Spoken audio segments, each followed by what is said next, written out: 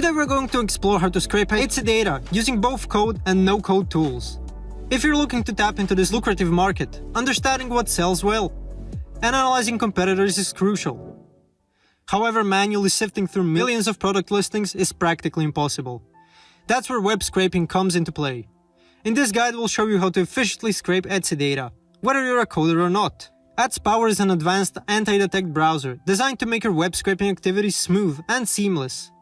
By masking your activity, AdsPower helps you avoid detection and bans, making it an essential tool for large-scale scraping projects. If you're not coding, don't worry. Here's how you can get started. Visit the Octoparse website and download the tool. Next, paste the URL of the Etsy page you want to scrape. This could be a product listings page or search bar results. Click Start to load the Etsy page. Once the page loads, Octoparse will automatically detect and label scrapable data. Review the detected data, rename columns if necessary, and remove any unnecessary fields. Click Save and then Run to start scraping data. You can choose to run the task locally or in the cloud. After scraping, export the data into formats like Excel or CSV based on your needs. For those comfortable with coding, Python offers a more customizable approach.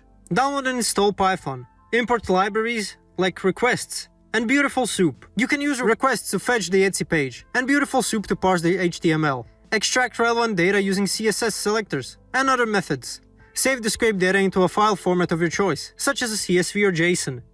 Large-scale scraping can lead to detection and blocking. To avoid this, integrate AdsPower into your scraping setup. Its features such as proxy rotation and fingerprint spoofing can help you keep your activities under the radar. Thanks for watching. If this video was helpful, please like and subscribe to our channel for more tips and tutorials. See you next time.